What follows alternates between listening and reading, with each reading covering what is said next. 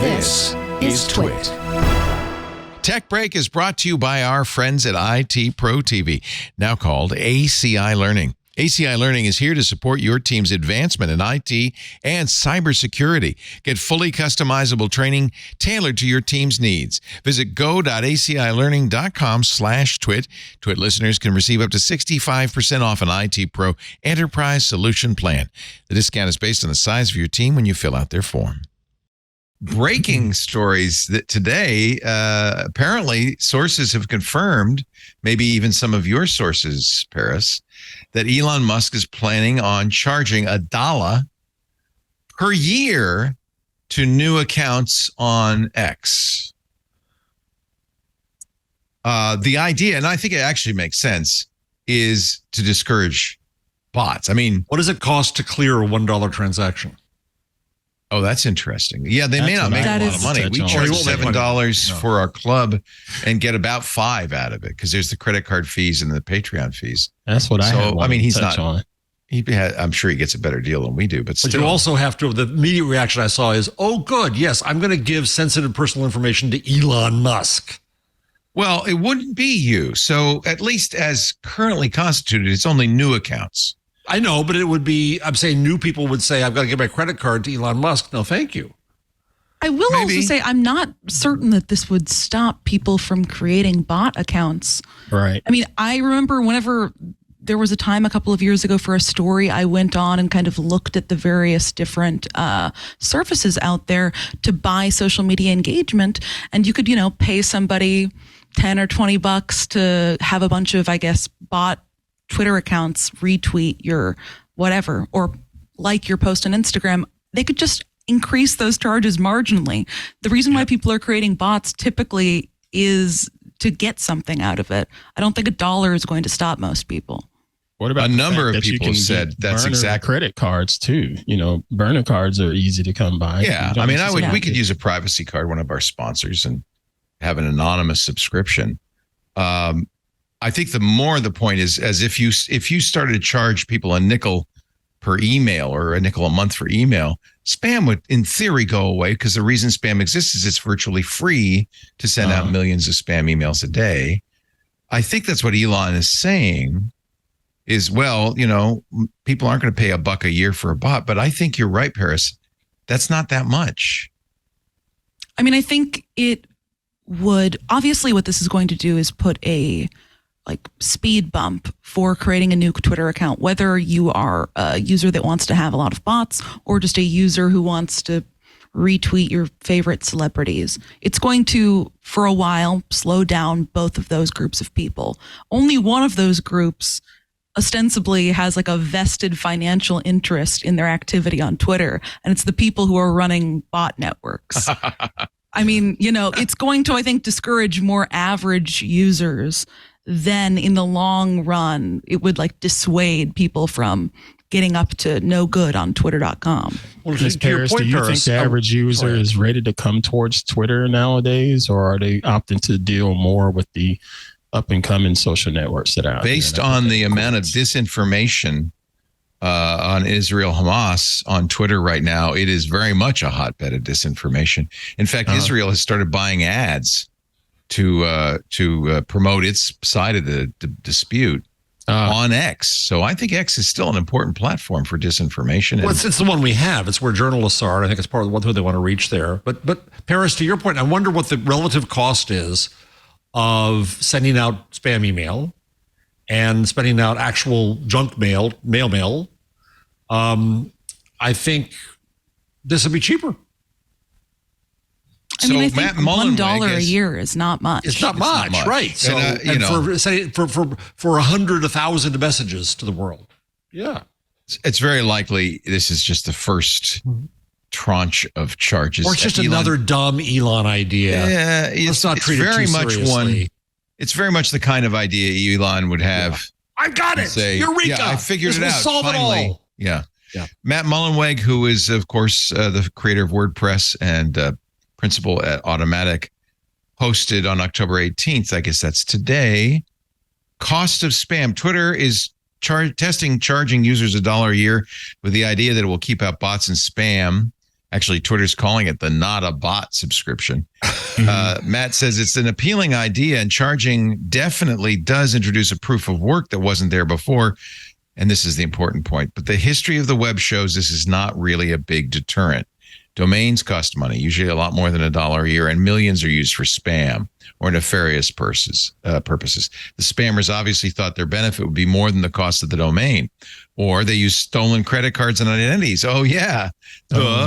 Charging may cause a short-term drop in bots while the bad guys update their scripts, but the value of manipulating X and Twitter is so high, imagine there's already millions of dollars being spent.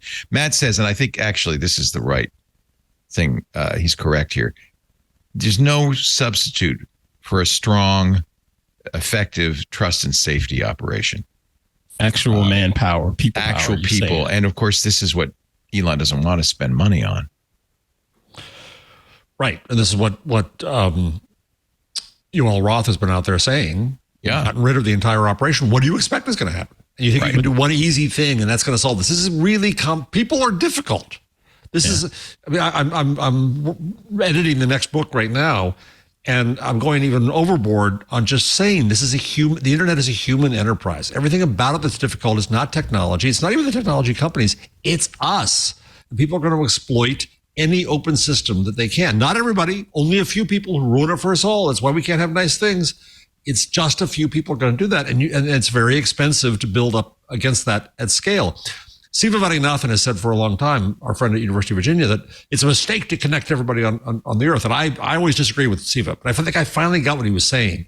And it's a mistake to think that one service could do it and not deal with the Mike Masnick impossibility theorem that it's really impossible to moderate human behavior at scale. On the TWiT instance of Mastodon, little old Leo there can do it, but much bigger than that, no. Heck, I'm just happy that he's actually doing something about this spam and bot problem, considering that was part of his message of not buying it back in the day. Isn't that ironic? We're coming very close. In a week, it'll be the 1 year anniversary of him being forced to buy it. And he tried to get out of it, saying there's too many bots. The monthly or daily active user count is way overinflated by bots. And it's taken him a year to come up with this solution.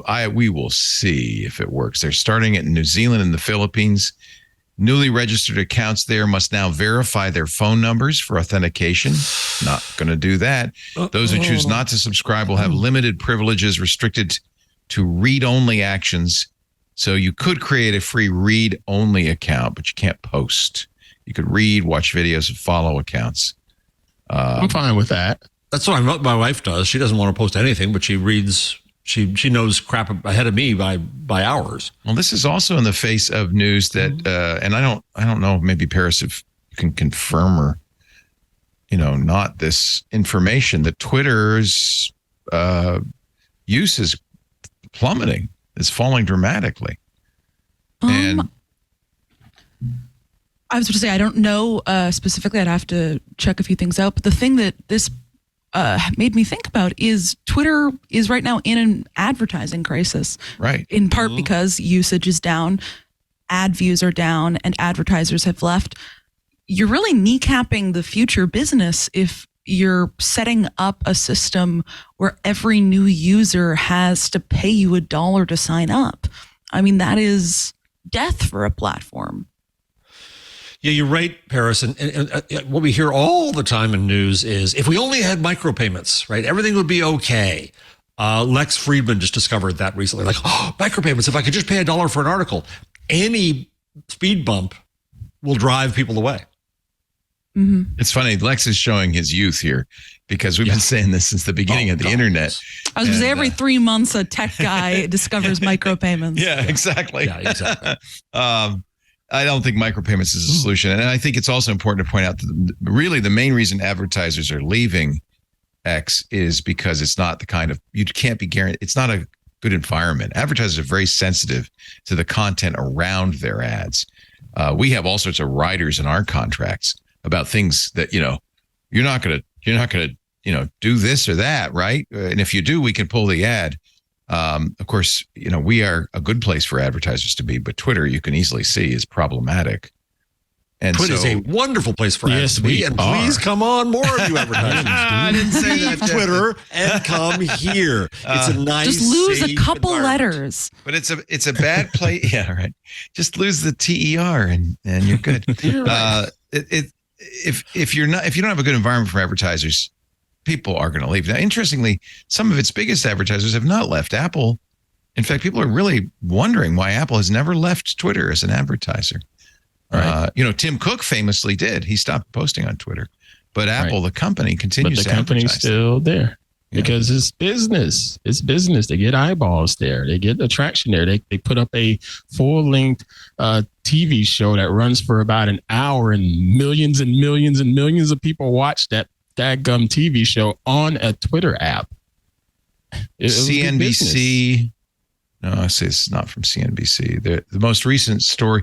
Problem is, Twitter is probably deceptively, but at least in some ways saying, "Oh no, we're getting," Linda Yaccarino. "Oh, we're getting more engagement." They always give a stat that's kind of not exactly the same as how many daily or monthly active users you have. Yeah. And so it's always a guessing game. But people who follow this kind of stuff are generally saying Twitter's monthly active users are falling, and they have been falling every month. And having more bots is not, obviously that's something he's got to get rid of. But I honestly don't think. I think I'm agreeing with you, Paris. $1 a year is not enough. It's not enough to turn us.